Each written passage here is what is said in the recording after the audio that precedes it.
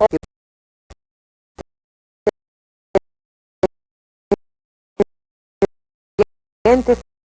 tenemos un invitado muy especial en nuestra salita de entrevistas. Estaremos conversando con el político y diplomático venezolano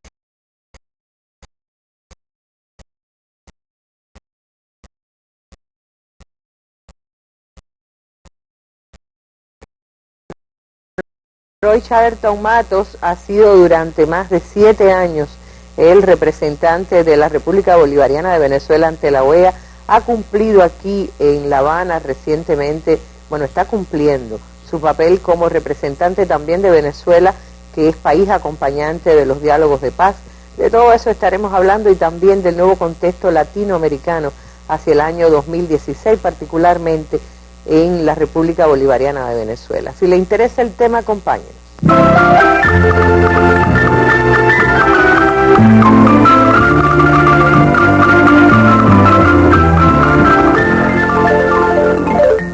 Interpretará la pieza Ave María. Otro día memorable para el proceso colombiano de paz. Cuarto tema conciliado, el que más esfuerzo recabó de las partes. Estrechón de manos histórico de los máximos negociadores Humberto de la Calle e Iván Márquez en presencia de las víctimas del conflicto, que exigieron el cumplimiento de todo lo pactado y reiteraron su respaldo como gesto generoso en medio de su dolor. Estamos creyendo en ustedes y queremos que el país crea en el acuerdo de paz. Pero si ustedes fallan, no lo harán con nosotros, lo harán con la historia de Colombia. Para el gobierno, este acuerdo sobre víctimas y la concreción de la Jurisdicción Especial para la Paz como componente central en este tópico pronostican el posible fin del conflicto y el advenimiento de una paz firme. Nuestra mayor recompensa será el logro de una meta que todos los colombianos compartimos: tener un país reconciliado y en paz. Con el acto de hoy comienza a aparecer el rostro de la paz. La paz es posible. Llegó la hora de creer. Para la insurgencia, lo acordado es la mejor fórmula posible para el bienestar de las víctimas. No nos interesa aplaudir la entrada a la cárcel de nuestros adversarios de la prolongada guerra. No nos vamos a solazar viendo la puesta tras las rejas de un oficial del ejército o de la policía o de un alto funcionario del Estado o de un financiador de la violencia surgido de la empresa privada.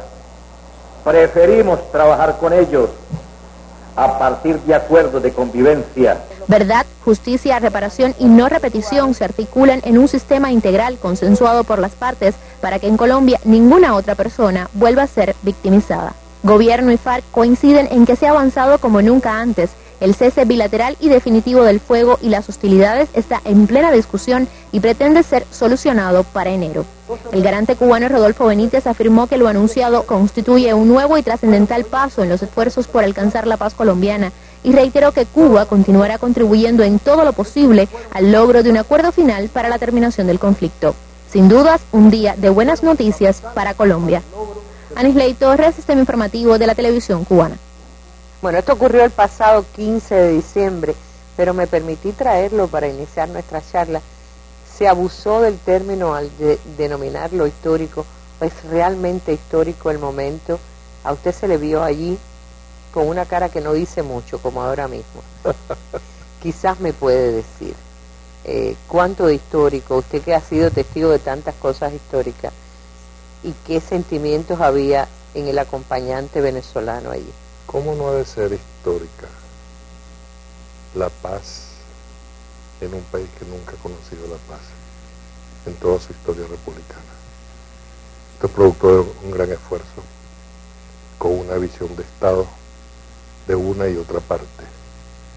Y para Venezuela es especialmente histórico también porque nosotros nacimos con Colombia y desde entonces, bajo la inspiración de Simón Bolívar, nos hemos sentido comprometidos hasta el final, hasta mayores sacrificios por la paz en Colombia. Recientemente el presidente Maduro dijo algo en este sentido, que no se sabe cuán inimaginables son los apoyos que ha dado a Venezuela para ayudar, para acompañar a otros países también, como el caso de Cuba, Noruega y Chile a conseguir la paz en Colombia. Pero por supuesto, este es un esfuerzo mayor obtenido y desarrollado entre las propias partes, es decir, el Estado colombiano representado por su gobierno y la insurgencia representada en este caso por la FARC-EP. Hay otro proceso que debe ir casi coetáneamente, que es con el Estado y el Ejército de Liberación Nacional, el ELN. Ahora, yo pensaba, ¿en qué pensaba Roy Chatterton Matos mientras escuchaba el discurso de Márquez, el discurso de Humberto de la Calle, las palabras de los representantes de Cuba, de Noruega? ¿En qué pensaba? Yo pensaba en la grandeza de este empeño, en los países que estaban apoyando esto, en la grandeza de algunos de los protagonistas individuales de todo lo que se ha logrado en estos 3 años y un poquito más de avances para llegar a este final. Pero también pensaba, ¿por qué no nos dejan en paz a los venezolanos? Nosotros que somos un país pacífico, sin estos terribles antecedentes de violencia, aun cuando ya hemos tenido algo de ella durante algún tiempo, pero Venezuela es un país fundamentalmente pacífico. Y el 6 de diciembre lo demostramos nuevamente frente a todos los que a través de la mentira y la concertación de intrigas internacionales pretendían presentarnos como un país pacífico. Y nosotros tenemos esa cualidad que queríamos compartir con Colombia también, y por eso el compromiso tan grande de ayudar a darle paz a Colombia, por supuesto junto con los colombianos y los países hermanos que han participado en este esfuerzo, tanto garantes como acompañantes. Ahora, este diálogo, vuelvo a detenerme en el carácter histórico del momento, porque no ha terminado el diálogo de paz. Es decir, apenas hay un alto en el camino, pero siguen estos diálogos de paz. La trascendencia del tema víctimas, ¿por qué era tan trascendente? Yo diría que el punto de no retorno en este esfuerzo, a este gran y gigantesco esfuerzo, después de 200 años, porque no son solamente los 50 años de insurgencia de la FARC, sino que hay experiencias previas en materia de guerra civil y descomposición de la sociedad colombiana. Y el por qué yo lo llevaría, como estaba diciendo, el punto de no retorno, cuando se tuvo, yo creo que la genial idea de hacer participar a las víctimas.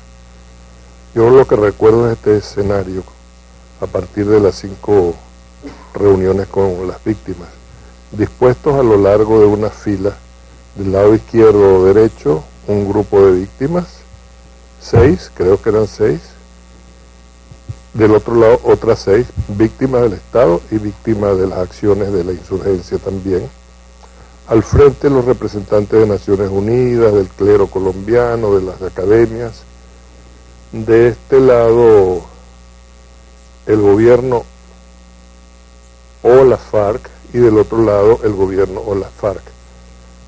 Pero lo primero que observé fue la capacidad para comunicarse entre las víctimas, como si no fuesen rivales, como si no hubiesen sido víctimas de fuerzas contrarias, y un espectáculo humano emocionante cuando veíamos la cordialidad, cómo se trataban las víctimas del Estado y las víctimas de la insurgencia, y sobre todo cuando nos dimos cuenta de algo muy trascendente, muy importante, que fue el convencimiento de las víctimas de que había que llegar a la paz.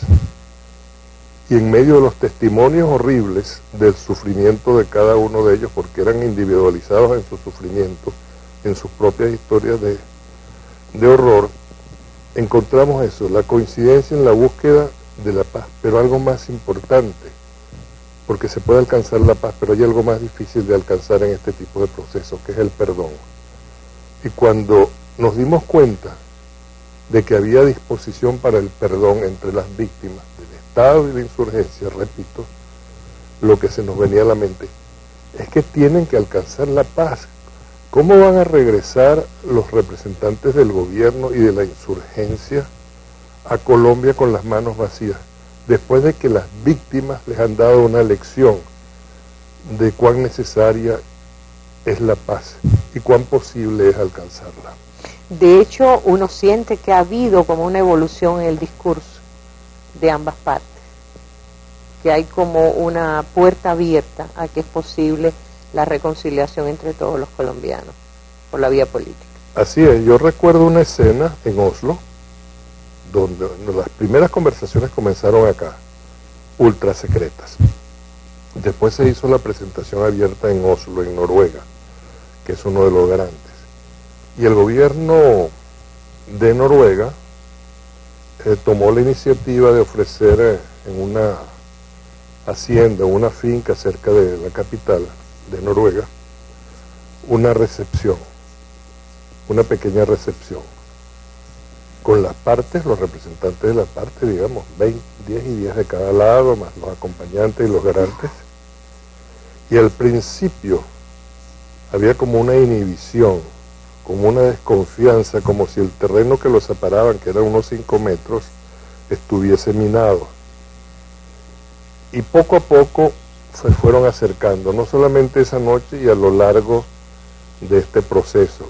Cuando uno empieza a ver relaciones respetuosas, de cordialidad, cuando uno se da cuenta que se están tratando como seres humanos y no como los estereotipos perversos provenientes de los medios y de todos los prejuicios acumulados durante tantos años. Allí ya uno veía enrumbarse por buen camino el proceso, pero lo fundamental, en mi criterio personal, fue la presencia de las víctimas y su compromiso con la paz y sobre todo con el perdón. Por eso es tan histórico este momento. Sí. Bueno, usted ha sido testigo desde el principio, ha sido acompañante en representación de Venezuela. Yo sé que el secreto y la privacidad de todo esto lo ha acompañado, era uno de los principios que no... Es decir, yo creo que eso contribuyó también a que se entendieran las partes, a que ninguno de los acompañantes interviniera en esto, pero me imagino que a lo mejor un día leeremos la historia y será un aporte, digo, alguien que pueda escribirlo, puede ser Roy Chatterton Matos, que escriba la historia de estos días y que pueda servir para la historia de Latinoamérica, que por algo tiene título de territorio de paz. Sí. No, eso fue así. En nuestra posición, como la de los otros acompañantes, los chilenos y los garantes, por supuesto, ha sido muy equilibrada. Porque el peor servicio que podríamos haberle hecho a la paz habría sido el tomar una inclinación militante por alguna de las partes en el conflicto. Ahí se trataba de generar confianza y yo creo que llegó un momento en que se dieron cuenta que estaban trabajando con gente decente, representando a estados decentes. Bueno, qué buena noticia, como decía la periodista cubana, que es una buena noticia, una excelente noticia para terminar el año, pero vamos a cambiar de tema. Sí. Yo lo veía desde algún lugar, en alguna entrevista de televisión, y digo, nadie votó más que Roy Chatterton en las elecciones del 6 de diciembre porque se veía su dedo manchado, ¿ven? Completo hasta la base. De eso vamos a hablar a la vuelta de esta pausa.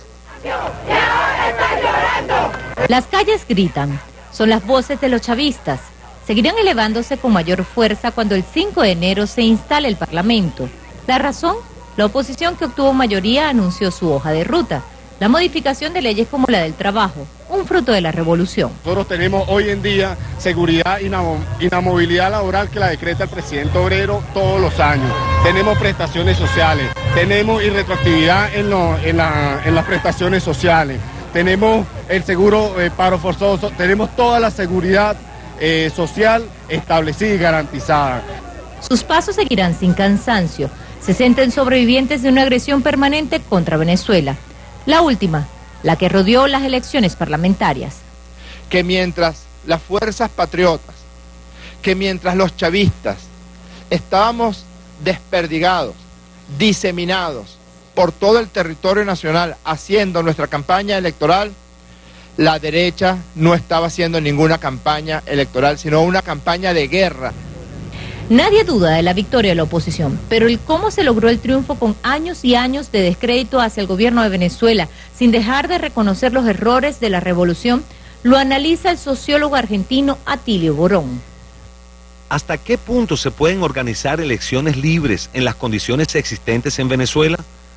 En el Reino Unido debían celebrarse elecciones generales en 1940. ¿Fueron muy distintas las condiciones bajo las cuales se llevaron a cabo las elecciones en Venezuela? No del todo. Borón recordó cuando Estados Unidos declaró a Venezuela una inusual y extraordinaria amenaza a la seguridad nacional y su política exterior, lo que equivalió a una declaración de guerra.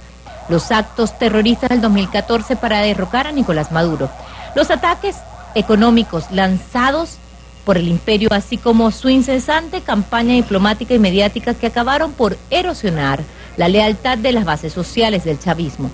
Agotada y también enfurecida por años de desabastecimiento planificado, alza incontenible de los precios y el auge de la inseguridad ciudadana.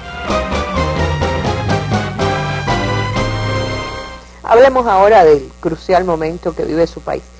¿Qué momento no ha sido crucial desde el año 1999? Empecemos por el hecho que cambió mucho la historia. Ahorita hablábamos de momento histórico con el punto de las víctimas en los diálogos de paz de Colombia, y hay un momento histórico ahora mismo. Se está cumpliendo un aniversario de aquella constitución que le dio un viraje radical a Venezuela en el año 1999 y que la ha cambiado hasta este momento, pero el 6 de diciembre también fue un golpe. Sorprendió a Roy Chatterton Matos con unas declaraciones en el Correo del Orinoco diciendo el mismo día posterior, el 7 de diciembre, con su dedo azul, y decía: hoy empieza la recuperación del poder del Partido Socialista Unido de Venezuela. ¿Qué quería decir con esto?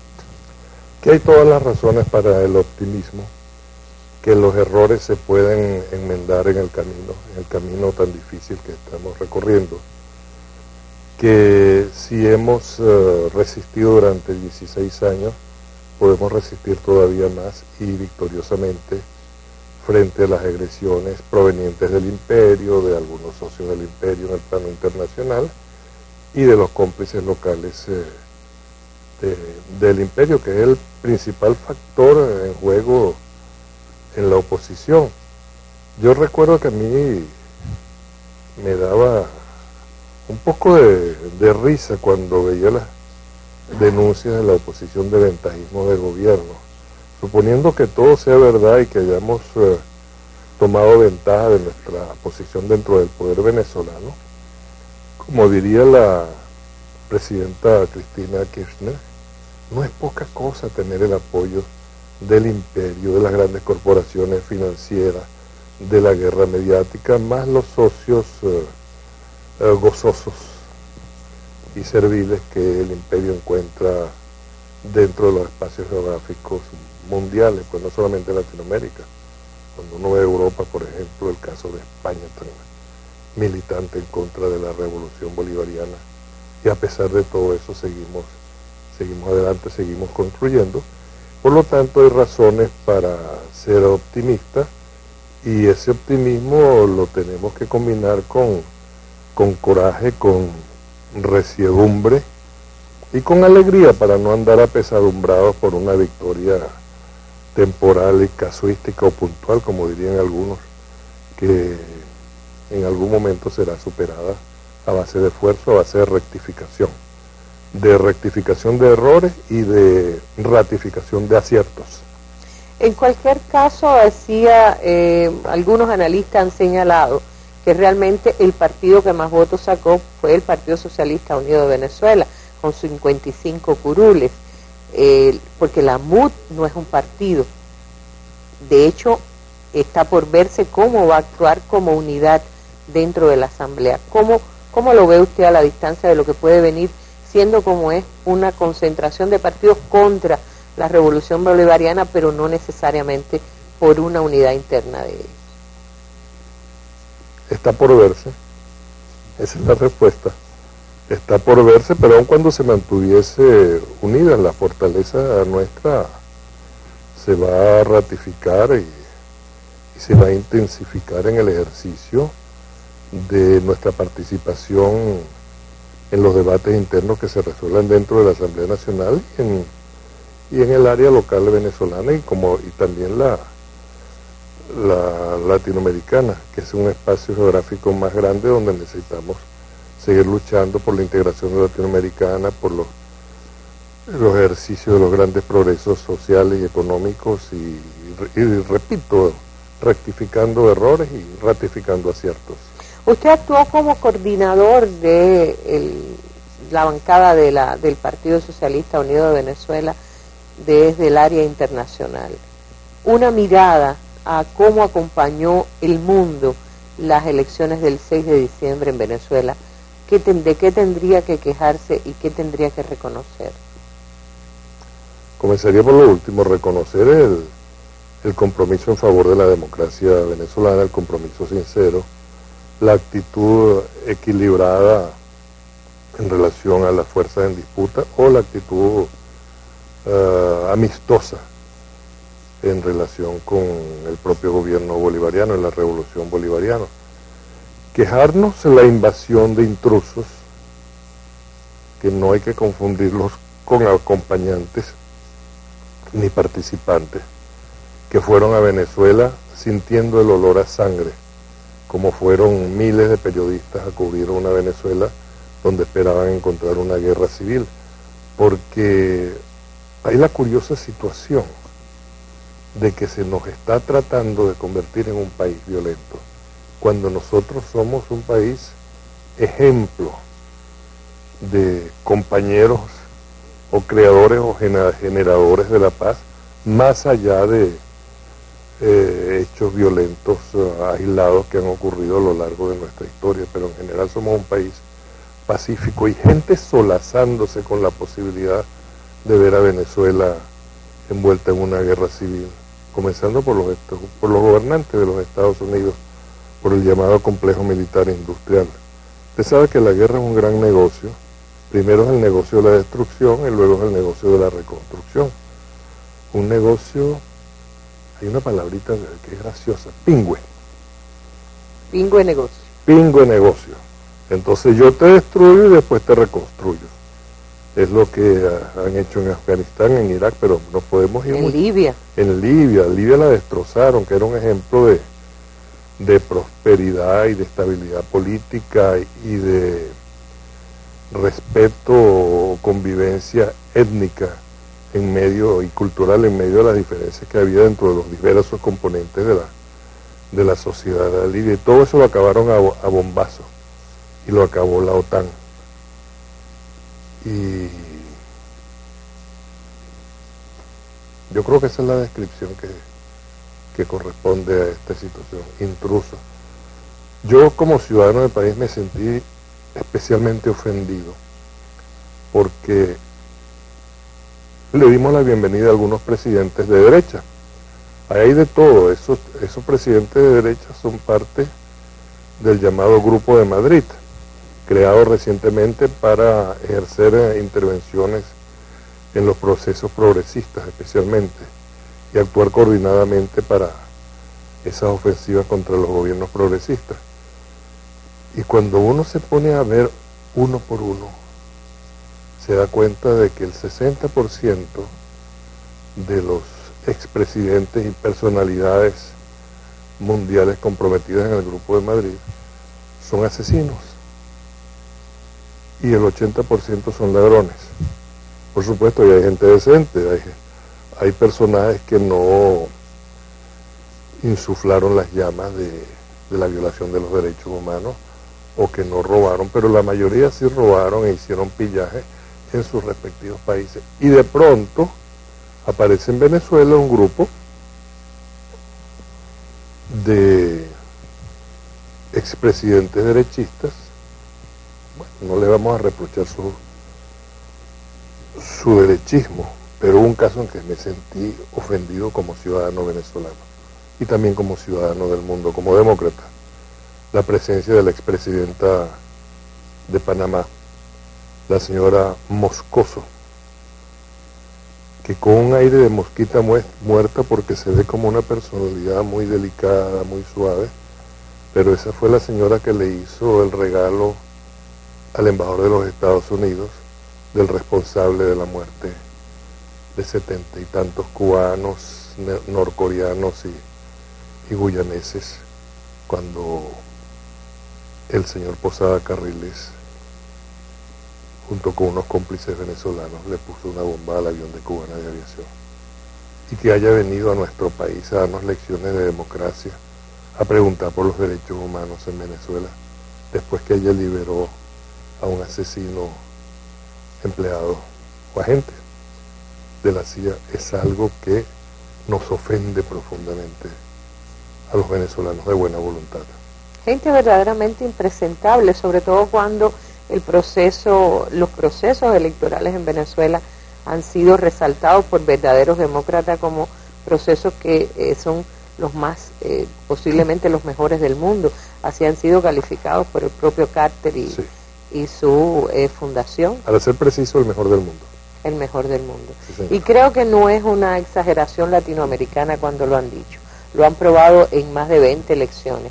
Y yo decía, el hecho de esa propia constitución que convirtió a Chávez también, hay que acordarse cuando él juró frente a la moribunda constitución y ganó después tanto para la nueva constitución que hoy defiende el pueblo venezolano. De todas maneras, a la gente le sonó como a golpe que la asamblea hoy esté tomada por grupos que quisieran echar atrás todo lo que ha conquistado el pueblo venezolano. Y le preguntaba cómo lo ve usted. Como imposible. ¿Ya es imposible? Por dos razones. Uno, que ya hay una cultura socialista, chavista, bolivariana en Venezuela muy asentada, inclusive en buena parte, si no la mayoría de los que esta vez le fallaron al Partido Socialista Unido de Venezuela por diversas razones, sino porque hay unos mecanismos de protección de la propia Constitución que hacen prácticamente imposible ejecutar, a diferencia de Honduras y de Paraguay, un golpe parlamentario, que es una de las nuevas formas de desestabilización inspiradas por el imperio, para sustituir a los viejos golpes militares o policiales. Bueno, policiales es lo que se trató de hacer con Correa, por cierto. Exacto. Ahora, algunos creen, y de hecho en muchos medios de comunicación se habla de la posibilidad de que 112 representantes de la MUD pudieran llevar a un referendo revocatorio, pero eso nunca sería la posibilidad de un impeachment. ¿No existe en Venezuela? No, la posibilidad es muy difícil, hay unos mecanismos y siempre tendría que ser consultado el pueblo. Pero no, en toda decisión devenida de la aplicación forzada, aunque legal, aunque legítima, de la mayoría calificada tendría que ir a consulta popular. Y no es lo mismo expresar disgusto ante errores o fallas del proceso bolivariano en una elección no comprometedora del proceso mismo, que comprometer al proceso dándole el voto a los desestabilizadores y a los responsables históricos de la injusticia social y de los malos tiempos y de los peores tiempos en Venezuela. De todas maneras, se viene un año difícil para Venezuela, 2016. Precios va a la baja del petróleo, hechos mismos que han sido señalados por analistas, el propio proceso que está viviendo la región América Latina en cuanto a su estructura comercial y la economía mundial como está funcionando, y esa asamblea que hará todo lo posible por echar abajo al gobierno revolucionario, al gobierno de Maduro, y eso no deja de ser algo que alarma y preocupa al resto de América Latina.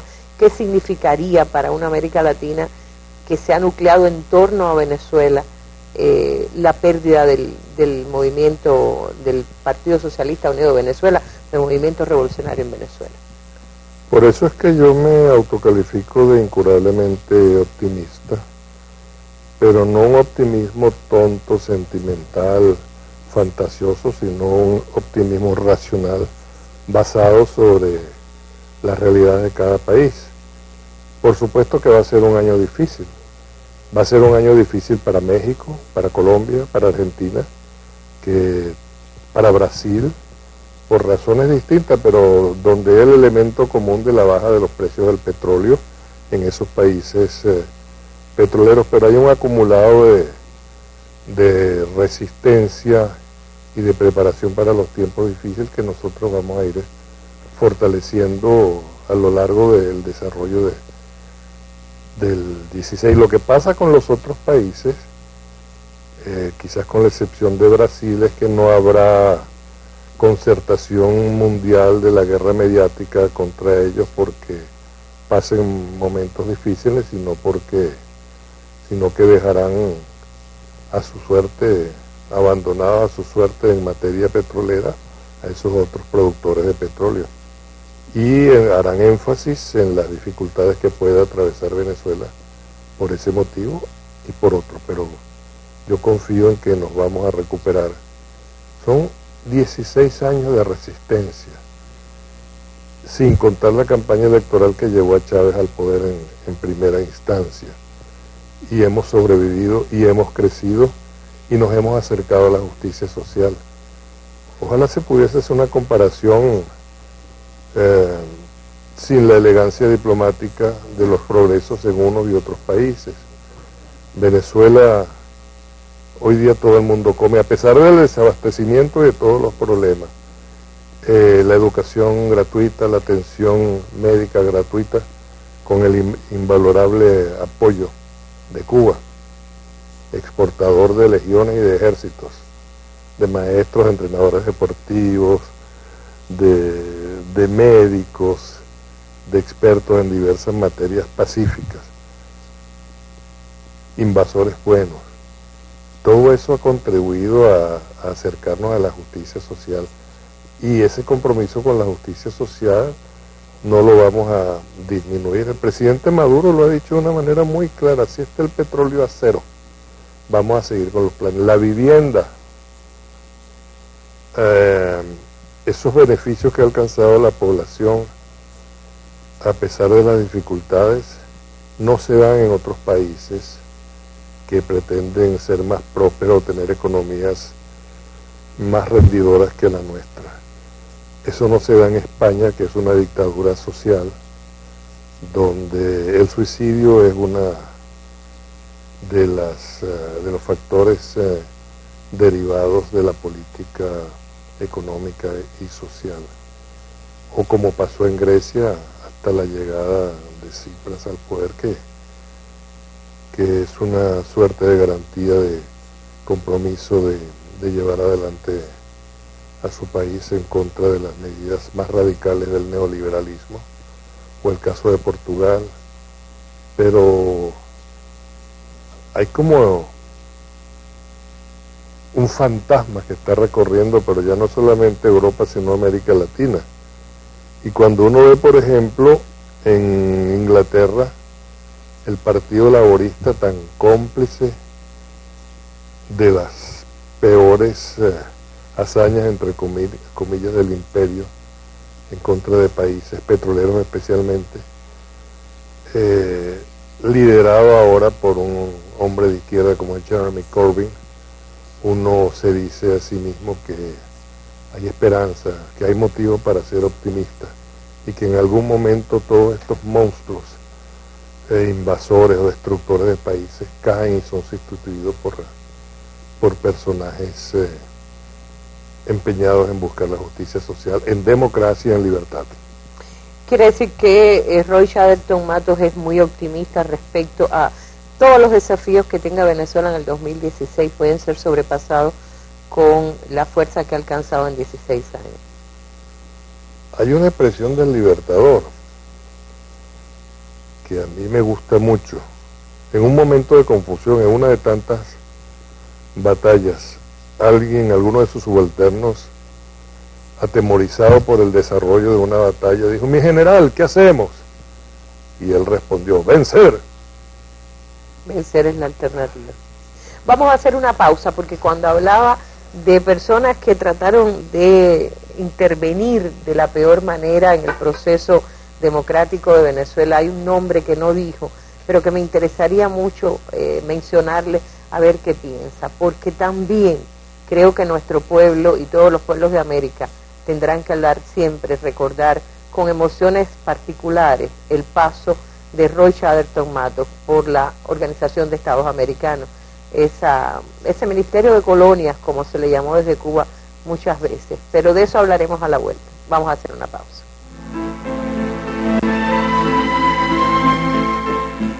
Con nuestra vergüenza, con nuestra dignidad, con nuestro honor, con nuestro patriotismo, con nuestra conciencia revolucionaria, con nuestro espíritu, seremos capaces de vencer cualquier obstáculo que pueda sobrevenir.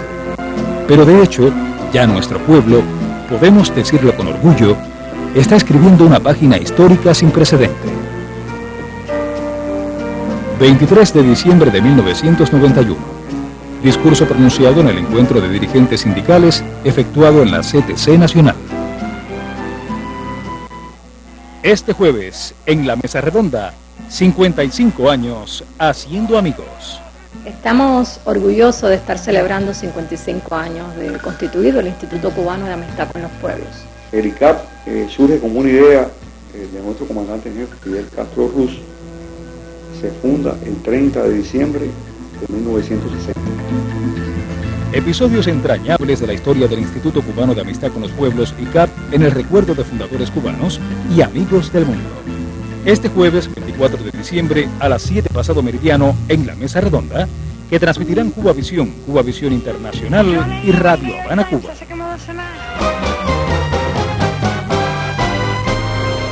Dijo, hay un nombre que usted no dijo, sin embargo fue escandaloso también, que Almagro, el secretario general de la OEA, el flamante secretario general de la OEA, haya hecho tan mal su papel con relación a Venezuela desde la OEA, que el Pepe Mujica haya tenido que distanciarse abiertamente de él en una carta pública que todo el mundo recuerda, digo, todo el que sigue la política. Yo voy a recitar un tango compuesto del autor, el compositor Pepe Mujica, que le dijo a Almagro: enfilaste por otros rumbos, sé que es irreversible, por eso te digo adiós y me despido de ti. Pepe Mujica es un gigante, y un gigante ético, y un gigante de esos que los cristianos llamamos del testimonio, que es cuando la acción acompaña a la palabra, cuando se cumple lo que se predica. Y que le haya caído al señor Almagro ese terremoto encima, de parte de quien lo llevó de la manito por algunos países latinoamericanos en procura del voto, significa que el señor Almagro ha sido desahuciado para la historia, para siempre, en su propio país. Porque además, fíjese, hablando tanto de historia, es histórico lo que él trató de hacer, porque presentó con el apoyo que tiene la organización de una suerte de mafia de burócratas de origen mexicano, unas conclusiones sobre las elecciones en Venezuela. Y la idea era un golpe mediático electoral para tratar de hundir políticamente a Venezuela, denunciando un supuesto fraude en las elecciones. Y el tiro le salió por la culata, porque ese informe, lanzado prematuramente, en vista de que no era invitado por el Consejo Nacional Electoral, describe una Venezuela totalmente diferente, en nada parecida a la Venezuela cuyas leyes, cuyas normas y cuyo espíritu democrático permitió una victoria importante de la oposición venezolana. Entonces quedó en ridículo, quedó al desnudo, como en el caso de la vieja fábula del rey está desnudo. Así quedó el señor Almagro, para desgracia suya y para desgracia también de la OEA. Claro, hablando de la OEA, ese Ministerio de Colonia, ¿le molestaría que le llamemos así? Ya no lo es. Sería injusto en este momento. ¿Volvería a hacerlo? Bueno, eso intenta el imperio, pero los cambios en Latinoamérica han incorporado a la propia Organización de Estados Americanos, de los Estados Americanos como se llama oficialmente, a un grupo de gobiernos de tendencias progresistas que ya no obedecen las órdenes del imperio, y por eso se han dado cambios importantísimos en los últimos años, por ejemplo, en el caso de Honduras, donde desde el día siguiente de una decisión que tomó la organización en Washington, al día o al día siguiente del golpe parlamentario, hubo una interferencia del señor buen servidor del imperio como es el señor Oscar Arias, y eso saboteó la propia gestión de la OEA, que no llegó a nada, y permitió con el paso del tiempo a una evolución dramática en la solución del problema, cuando los presidentes Zelaya y Lobo, atendiendo a una iniciativa del presidente Santos y del presidente Chávez, en una maravillosa gestión diplomática de Estado, resolvieron lo que la OEA no podía resolver y permitieron a Honduras regresar en plenitud de facultades a la propia Organización de los Estados Americanos. Pero así ha habido en muchos casos. El caso del conflicto entre Ecuador y Colombia se resolvió en una cumbre del Grupo de Río, con la gestión muy importante del presidente Fernández y del presidente Chávez también. Quizás se me olvida alguno y podría ser muy injusto, pero en todo caso no se resolvió dentro del seno de la OEA, y es otra demostración de cuán inútil es la OEA para resolver los conflictos del continente. El mismo caso de Colombia, la paz de Colombia, se ha resuelto fuera de los marcos de la OEA. Exactamente, con mayor participación de Naciones Unidas y con algún tipo de participación, yo diría casi simbólica, de la OEA, que aparte de presentar algún que otro informito de vez en cuando sobre la situación, no tiene nada que ver con el problema de fondo que han resuelto los países, las partes en primer lugar, y los países garantes y acompañantes, como es el caso de Cuba, Noruega, Chile y Venezuela. Entonces son tiempos malos para la OEA, que sigue siendo controlada en su burocracia y ese otros aspectos por los Estados Unidos y países servidores. Usted no se imagina cómo es la repartición burocrática dentro de los cargos de la OEA, los cargos, y cómo inclusive algunos embajadores, hasta de izquierda, aunque ya eso ha sido superado, sucumben ante la tentación de quedarse en Washington o conseguir un buen empleo dentro de la propia Organización de los Estados Americanos, con sacrificio, yo diría, para no entrar en profundidad de su capacidad de rubor. De cualquier manera, pregunto, en tiempos de CELAC, de UNASUR, de tantos mecanismos de integración, voy a reiterar palabras suyas, la inutilidad de la OEA se profundiza. Sí, se profundiza y se extiende. Y en tiempos como los que corren ahora mismo, estoy pensando que también usted le dio un valor agregado. El discurso peleador, independentista, soberanista y elegante de Roy Chatterton en la OEA, quizás le dio un valor agregado a las discusiones allí. Yo creo que la multiplicación de gobiernos progresistas dentro del continente, en cumplimiento de sus obligaciones internacionales, entre otros como miembros de la Organización de Estados Americanos, permitió las condiciones para debates que antes era imposible. Imagínese un debate en la OEA cuando la invasión de Santo Domingo,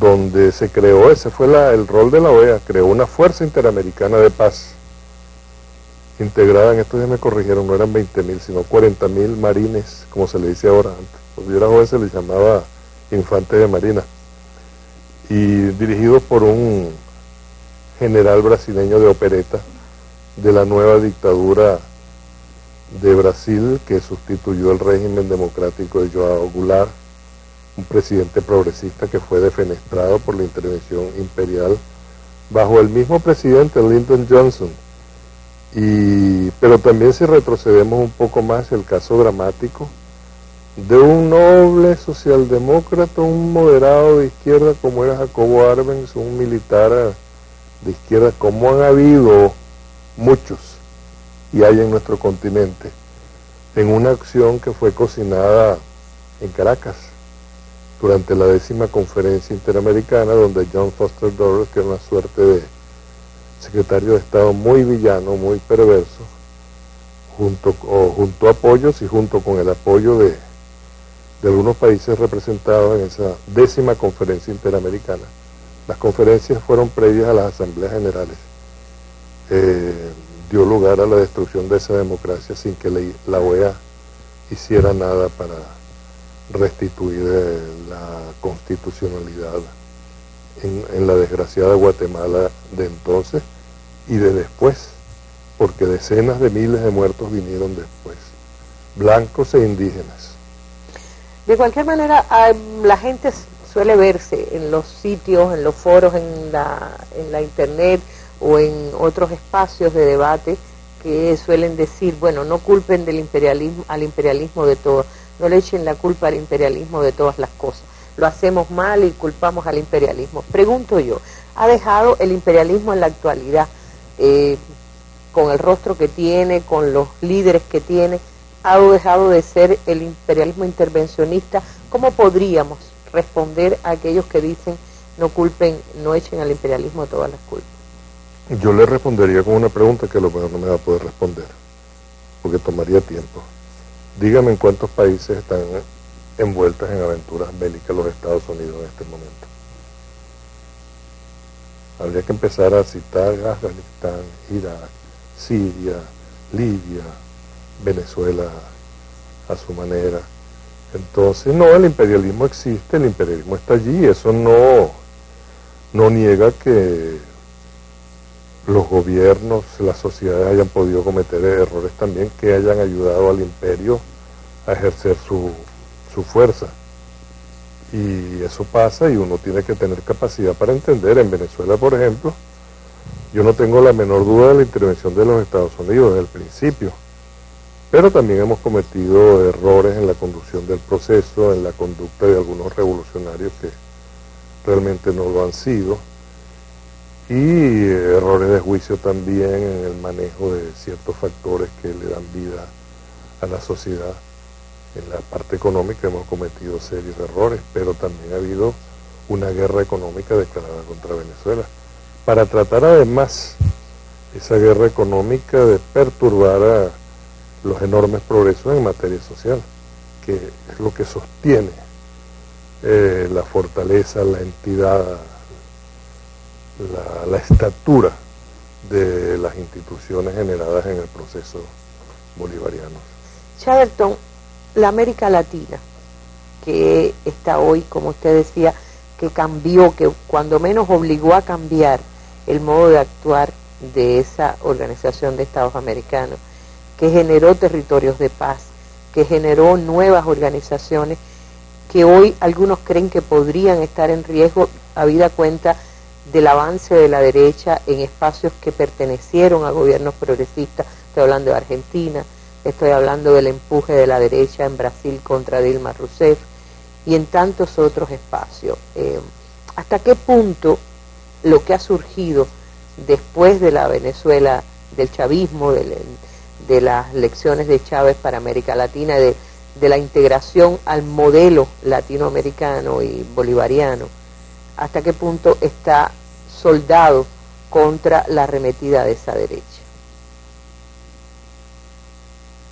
Yo creo que deberíamos tomar muy en cuenta el ejemplo de Cuba, porque a Cuba le tocó solita,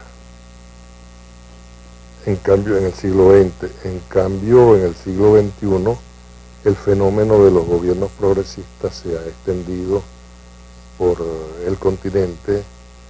El ejemplo de Chávez, que es inspirador de esta fase de la revolución latinoamericana, ha permitido en conjunto, en comunidad, hacernos fuertes, a atrincherarnos frente a las prácticas tradicionales del imperio o del neoliberalismo, de las clases dominantes, de la guerra mediática, pero de todas maneras queda mucho por hacer.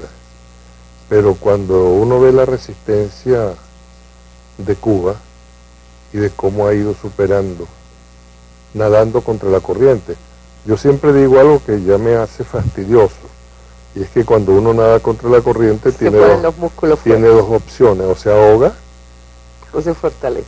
Ustedes no se ahogaron, y ustedes hoy son más fuertes que nunca. ¿Cómo Cuba pudo resistir? Quizás Dios pueda dar una explicación, pero en todo caso ese ejemplo es inspirador. Y aquí habría que repetir la frase que usan muchos políticos, progresistas o no: sí se puede. Bueno, sí se puede, pero ahí quizás también el optimismo de Roy Chatterton está fundamentado en que, me refiero a América Latina y su capacidad para sobrevivir al empuje de la derecha con lo que ha creado en los últimos años, intacto, quiero decir. Mi optimismo, esto es casi una perogrullada que voy a decir, pero es negador del pesimismo. Yo no puedo vivir con pesimismo, yo no puedo creer que vayamos a fracasar. Puedo creer en altibajos, en montañas rusas,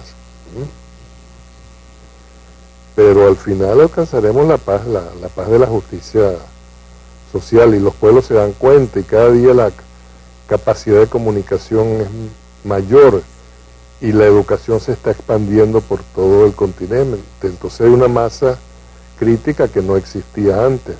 Antes uno simplemente veía oprimidos y opresores y algún que otro revolucionario tratando de nadar contra la corriente y fortaleciendo su musculatura.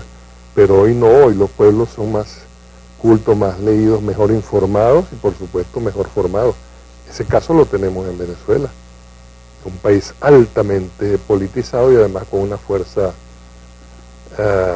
armada constitucionalista, pero politizada también. Siempre han sido politizadas porque...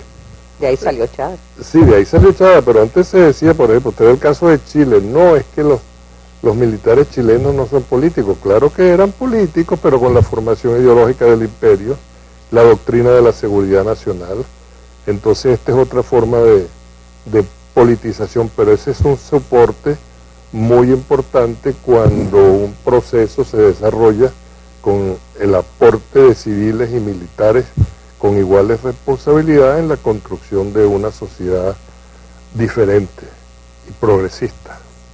Bueno, yo creo que la buena noticia para Almagro y la OEA, por lo menos para Almagro, es que Roy Chatterton Matos ya no es el embajador de Venezuela ante la OEA. La mala noticia para quienes lo disfrutábamos en la pelea es que no estará justamente. ¿Qué será del político, de ese discurso tan batallador pero al mismo tiempo elegante, Roy Chatterton?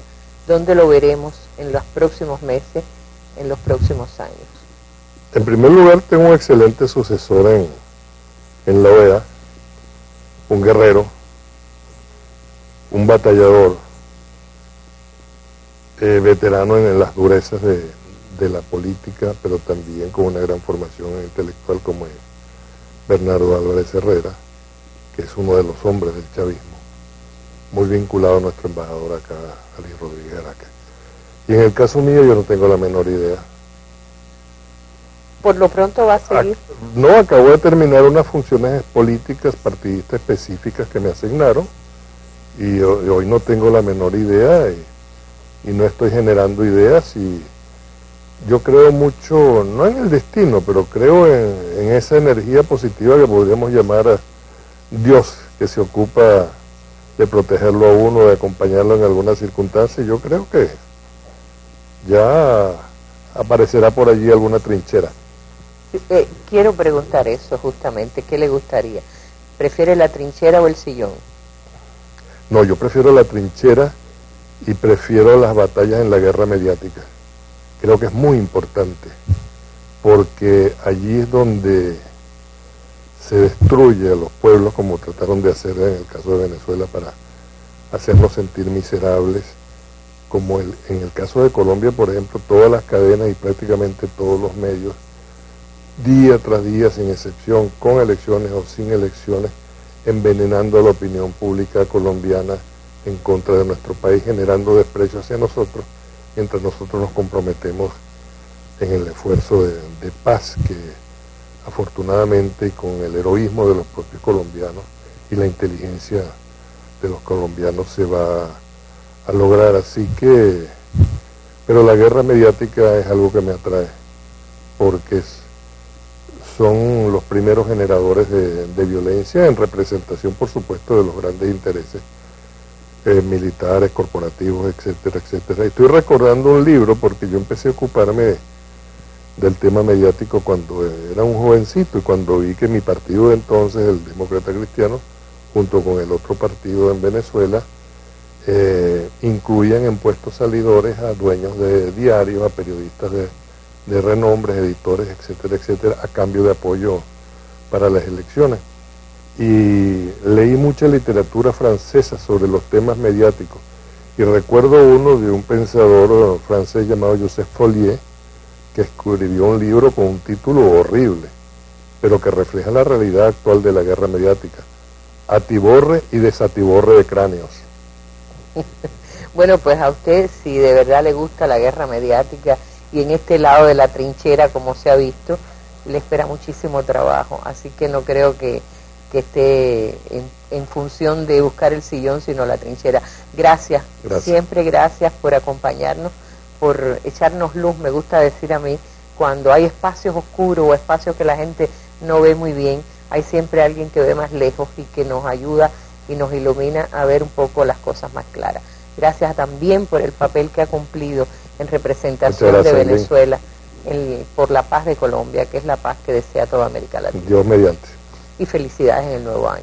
Sí, y en el aniversario de nuestra Constitución y en los 16 años de este programa, ¿no? Así mismo, los 16 años de la mesa. Este programa nació junto con la Constitución bolivariana. Qué maravillosa coincidencia. Así mismo. Gracias. Roy Chatterton Matos ha estado hoy con nosotros conversando sobre estos temas que nos interesan tanto. Hasta el nuevo encuentro en la mesa redonda que efectivamente celebra su aniversario, qué bonito, junto con el aniversario de la Constitución bolivariana. Hasta el nuevo encuentro. Buenas noches.